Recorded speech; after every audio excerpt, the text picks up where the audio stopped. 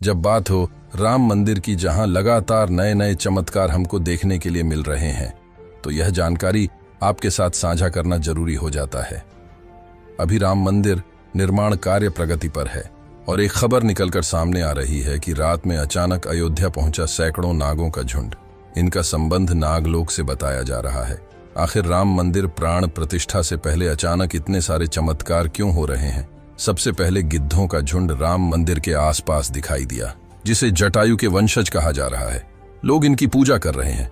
इसके बाद कुछ भालू अयोध्या में अचानक से देखे गए, जो कि जामवंत का प्रतीक है। फिर उनका गायब हो जाना। लेकिन अब एक ऐसा चमत्कार देखने को मिल रहा है जो अयोध्या के लोगों के लिए ही खतरा साबित हो रहा है। आज की वीडियो में बहुत बड़े रहस्य से पर्दा उठने वाला है। आखिर राम जी का नागों के साथ क्या संबंध है? आखिर प्राण प्रतिष्ठा से पहले इतने सारे नाग एक के बाद अयोध्या में क्यों निकल रहे हैं, वो भी साक्षात काले शेष नाग 5 फन वाले? यह एक सच्ची घटना है दोस्तों। 22 जनवरी सोमवार के पवित्र दिन अयोध्या के नवनिर्मित राम मंदिर में होने जा रही है रामलला की प्राण प्रतिष्ठा का सभी देशवासियों को बेसब्री से इंतजार है। राम जी के भव्य स्वागत की तैयारी जोरों शोरों पर है। यह तारीख कोई आम तारीख नहीं है, बल्कि इसके पीछे बहुत ही खास महत्व छिपा हुआ है। आखिर राम मंदिर की प्राण प्रतिष्ठा के लिए 22 जनवरी का समय ही क्यों चुना गया? इसके पीछे का रहस्य जानकर आपके भी होश उड़ जाएंगे। त्रेता युग में प्रभु श्री राम का जन्म अभिजीत मुहूर्त में हुआ था। 22 जनवरी सोमवार के दिन मृगशीर्ष नक्षत्र में अभिजीत मुहूर्त का संयोग बन रहा है। यही कारण है कि इस स्थिति को रामलला की प्राण प्रतिष्ठा के लिए चुना गया है। साथ ही यह भी माना जा रहा है कि इस शुभ मुहूर्त में रामलला की प्राण प्रतिष्ठा करने से प्रभु श्री राम सदैव मूर्ति के अंदर विराजमान रहेंगे। लेकिन जैसे जैसे प्राण प्रतिष्ठा का समय नजदीक आ रहा है, वैसे वैसे भिन्न भिन्न प्रजाति के शेषनाग अचानक ही अयोध्या में प्रकट हो रहे हैं, जो कि अयोध्या वासियों के लिए खतरा बनते जा रहे हैं। लेकिन गिद्धों का और भालुओं का संबंध तो प्रभु श्री राम से बताया जाता है। उन्होंने रामायण में उनकी सहायता भी की थी। लेकिन इन नागों का श्री राम के साथ क्या संबंध है? आज की वीडियो में इस रहस्य से पर्दा उठने वाला है। चौंकाने वाली बात यह है कि इनमें 2 प्रजाति के नाग अलग अलग क्षेत्र में बार बार निकल रहे हैं, जिनका संबंध वासुकी और तक्षक नाग के साथ जोड़ा जा रहा है। ऐसा कहा जाता है प्रभु श्री राम के भाई लक्ष्मण साक्षात अनंत शेषनाग का रूप है, और वासुकी नाग, तक्षक नाग और शेषनाग तीनों ही आपस में भाई हैं, जिसमें और वासुकी नाग पाताल में निवास करते हैं और शेषनाग बैकुंठ में भगवान विष्णु की सेवा करते हैं। तो अंदाजा लगाया जा रहा है कि जब प्रभु श्री राम अपने भाई लक्ष्मण यानी शेषनाग और माता सीता के साथ है, तो क्या शेषनाग के दोनों भाई पाताल में से उनसे मिलने के लिए बार बार प्रकट हो रहे हैं? दोस्तों, यह रहस्य बहुत बड़ा है, क्योंकि अयोध्या के क्षेत्र से जब एक सांप को पकड़कर सुरक्षित इलाके में छोड़ा जाता है, तो वहीं सांप दोबारा राम मंदिर परिसर में भी देखा जाता है, जिससे कई बार मजदूरों को भी काम करने में भय महसूस होता है। लेकिन जय श्री राम का नाम उन्हें हिम्मत देता है।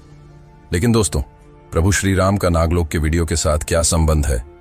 वो सच्चाई जानकर आपके पैरों तले जमीन खिसक जाएगी, क्योंकि पूरे घटनाक्रम को मल्टीवर्स के साथ जोड़कर देखा जा रहा है, जिसे हिंदी में सृष्टि चक्र कहा जाता है। मल्टीवर्स की सच्चाई जानकर आपके भी रोंगटे खड़े हो जाएंगे। जिससे संसार में हम रहते हैं, वो सृष्टि व विनाश के चक्र से गुजरती है। इस संसार के प्रति एक सृष्टि चक्र को एक कल्प कहा जाता है। हर कल्प के 4 युग या 4 भाग होते हैं। दूसरे भाग या त्रेता युग में राम अयोध्या में जन्म लेते हैं और रामायण करके फिर से बैकुंठ लौट जाते हैं। यानी कि अगर आप इस पृथ्वी पर अपना जीवन यापन कर रहे हैं, आप जो घटनाक्रम कर रहे हैं, वहीं बराबर घटनाएं किसी और यूनिवर्स या कल्प में आपके ही रूप के साथ पुनः होने वाली है या फिर हो चुकी है। आगे मल्टीवर्स की सच्चाई को साबित करने के लिए एक ऐसी पौराणिक घटना आपको बताएंगे, जिसे जानने के बाद आपको भी मल्टीवर्स की सच्चाई पर यकीन होने लगेगा। इस दुनिया में केवल 3 विद्वानों को मल्टीवर्स को देखने की और उनमें जीने की, टाइम ट्रैवल करने की इजाजत दी गई है, जिसमें पहले है वासुकी नाग, दूसरे है तक्षक नाग और तीसरे है काकभूषुंड देव। तक्षक और वासुकी नाग के बारे में हम आपको बता चुके हैं, लेकिन सवाल उठता है, आखिर काकभूषुंड कौन है और आखिर इन्हें प्रभु श्री राम ने अमर कैसे बनाया? वेदों और पुराणों के अनुसार काकभूषुंड ने 11 रामायण और 16 महाभारत देखी है। वह कल्प के अंत तक अपने शाश्वत स्वरूप में जीवित रहेंगे। भगवान राम ने ही काकभूषुंड को अमर बनाया था। कौए के रूप में अपने एक जन्म के दौरान की मुलाकात बालक राम से हुई। प्रभु खेल रहे थे और उसने उसे पकड़ने की कोशिश की। समय आने पर काकभूषुंड को भगवान के मुख के दर्शन हुए। बालक राम के मुख में आकाश गंगाओं और ब्रह्मांड को देखने के बाद काकभूषुंड ने भगवान राम से दूर उड़ना बंद कर दिया और उनके पास लौट आए। भगवान राम को न पहचानने के लिए क्षमा मांगी। भगवान ने उन्हें दिव्य मुस्कान दी और काकभूषुंड से उनकी इच्छा पूछी। काकभूषुंड ने कहा कि वह भगवान राम के प्रति अपनी भक्ति हमेशा हमेशा के लिए करना चाहते हैं। काकभूषुंड के प्रेम और समर्पण से प्रसन्न होकर भगवान राम ने उन्हें आशीर्वाद दिया कि काकभूषुंड को कोई नहीं मार सकता और वह इस कल्प के अंत तक जीवित रहेंगे, जिसके बाद सृष्टि के 27 चक्रों तक जीवित रहे। उन्हें अमरता का वरदान प्राप्त हुआ। वे कौए के रूप में जीवित रहे क्योंकि उन्हें भगवान राम के निकट रहने का अवसर मिलता था। जब भी भगवान राम का जन्म होता है वह अयोध्या जाते हैं और भगवान राम को एक बच्चे के रूप में बड़े होते और खेलते हुए देखते हैं।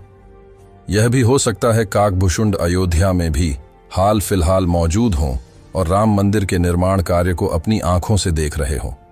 यानी कि यह तीनों विद्वान अपनी मर्जी से किसी भी कल्प यानी यूनिवर्स में जा सकते हैं, टाइम ट्रैवल कर सकते हैं और अयोध्या में अचानक से नागों का पाया जाना, वो भी राम मंदिर पर।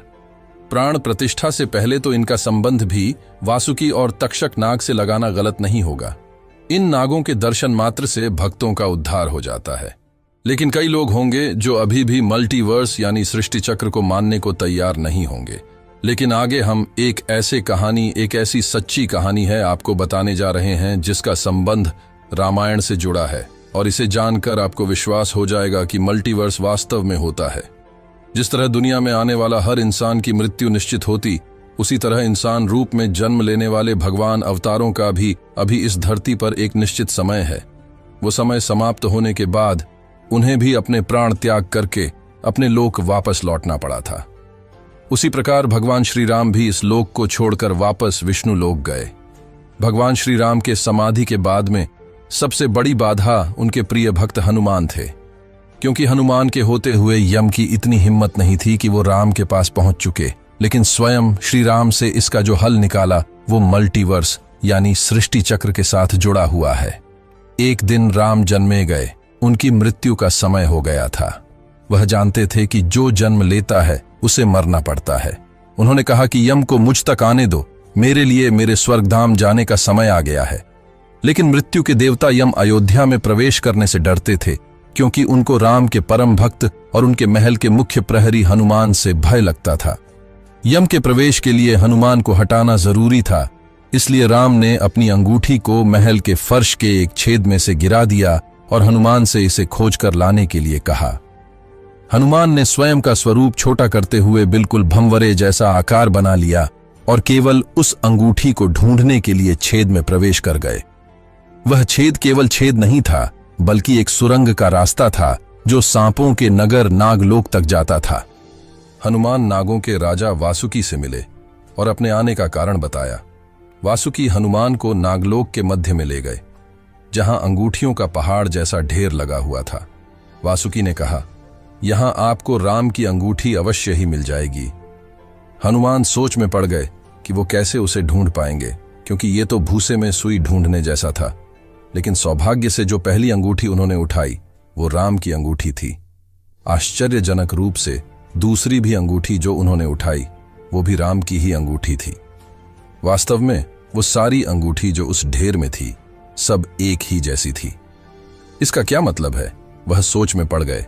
वासुकी नाग वाले, जिससे संसार में हम रहते हैं, तो शुरू भी होता है और प्रलय के साथ उसका अंत भी हो जाता है।